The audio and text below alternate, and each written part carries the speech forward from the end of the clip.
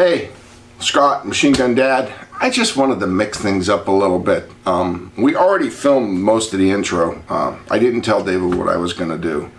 So basically this is, we're going to tease him with the real deal. And we're going to shoot the 22 almost real deal. But if you like what we're doing, hit the like and subscribe button, and I'll cut into the part where I kind of led David astray. Alright, I'm talking behind the camera. I got David in front of the camera. I gave him something to play with. Tell us about it, Dave. Well, this is a Sturmgewehr. This is every collector's wet dream.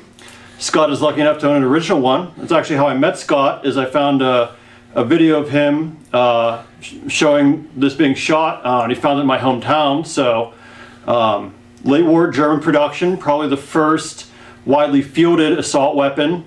People often credit it as the first assault weapon. I think technically the Federal Automat probably beats it out, but this is the first widely fielded assault weapon. They were introduced as early as 1942 in World War II.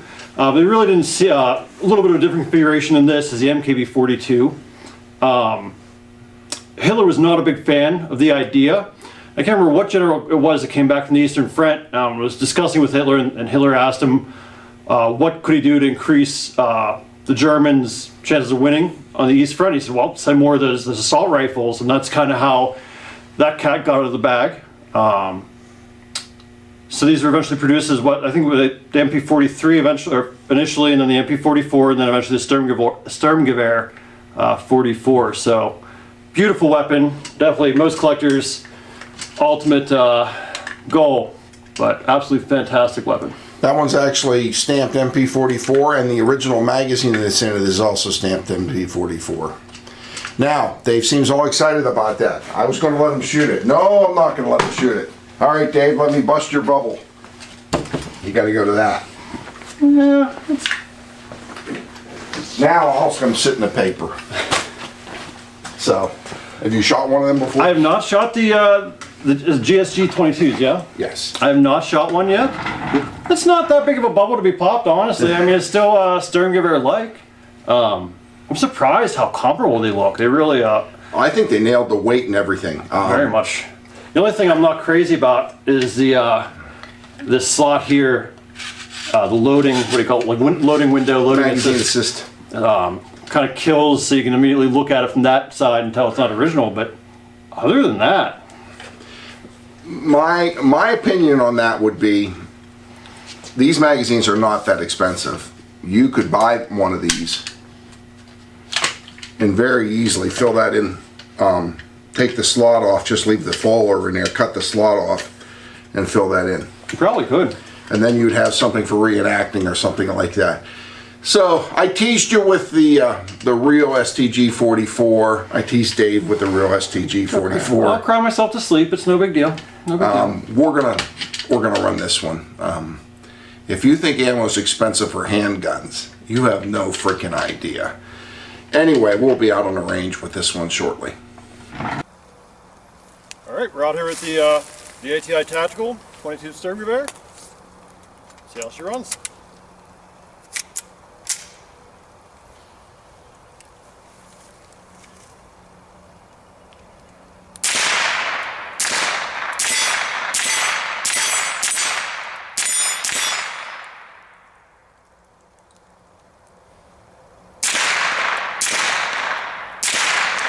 Low. Say again? You're low at long distance. Low at long distance, roger that. Wonder if I can mess with this and see if that don't help.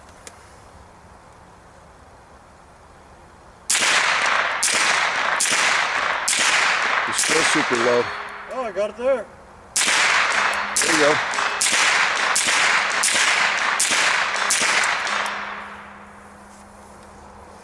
Oh, it shoots nice. Has a last round hold open too. Yeah. Even has a fake little safety feature here. That's kind of neat. Which I don't think the original one has. Yeah, actually it doesn't.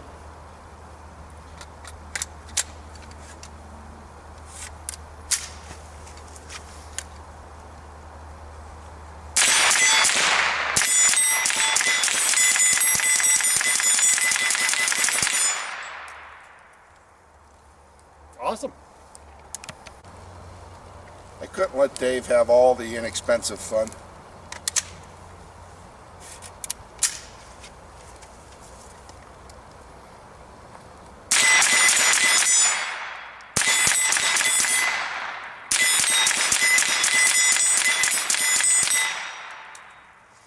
This gun shoots incredibly nice for a 22. We're back inside. I let David shoot the 22. What did you think? I thought it was awesome. What a cool little toy. Yeah. As far as the 22 goes, that is really fun. By toy, he means it's still a real gun. For all you YouTubers that'll panic, it's not a toy, it's a real gun. But in the gun circles, the 22 is kind of a toy because it's not as powerful or as impressive as an original. But I shot a magazine. The gun shoots really nice. Because it mimics the weight of a Sturmgewehr. There's no recoil. I mean, zero recoil. You can barely tell the gun's going off, and you could just move it back and forth. It is actually a joy to shoot. And they added two things to it that maybe not original, but I think it's a great idea. The last round hold open makes it way easier to reload. Oh yeah, that's right there.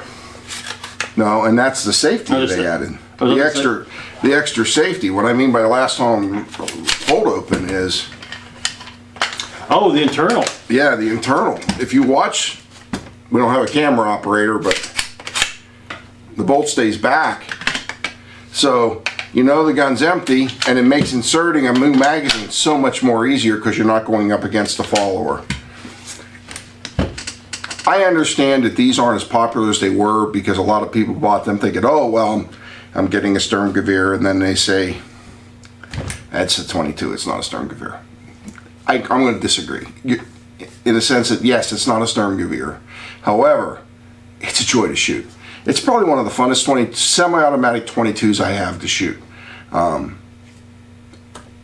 Whether you get one or not, you know, it's something to think about. Now, just to clue you in, after this we're going to edit in the cool part where I actually let David shoot the Sturmgewehr for real. And what did you think of that? That was incredible. I can see why it's pretty much top on everyone's list of NFA weapons to find and own. Absolutely, I mean, just mind-blowingly cool. When you watch the video, it's on right after this, on the first magazine, you'll notice that, I don't know, 14, 15 rounds in, he had a failure to eject. When I got the original Sturmgewehr, it had a plugged barrel. The guy that owned it panicked and, you know, plugged the barrel. So we had to unplug the barrel, and there's a little divot in the chamber. If you run the gun wet with, say, PB Blaster or Deep Creep in the chamber, the gun runs okay, all right? If you run steel cases, the gun runs fine. However, if you run PPU brass case like we did, the brass has a tendency to swell, and because the chamber is rough, because we knocked the weld out of it, sometimes the brass will drag. So if you run a little bit of lube in it, it runs fine. So that's what you'll see on the tape before anybody panics that it didn't run right. But I'm glad I got to give Dave a chance to shoot one of his faves. Yeah, thank you so much. That was that was awesome. Thanks for coming to the channel. If you like what we're doing, hit the subscribe button, and what's the other one? The like, you gotta, with the thumbs up. And the notification bell. The bell thing. And then, you know, give YouTube a nice reach around so that they'll feel better. Thanks again. Which is more expensive than many other guns themselves. Chamber.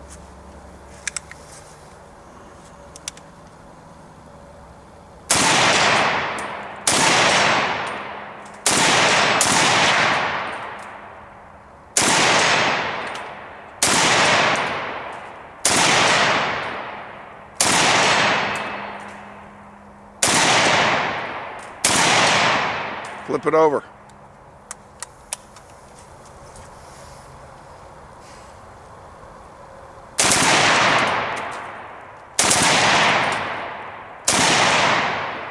Rack it and turn it to the side. Keep going. Yeah, it's gonna... It fell out. Fell out?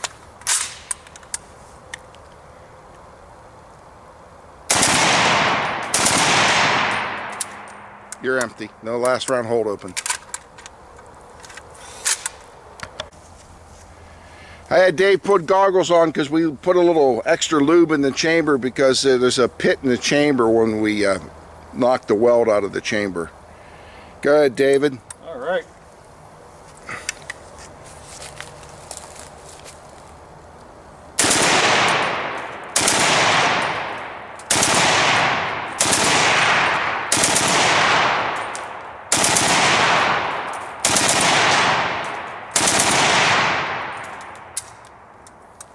A little bit of a flinch.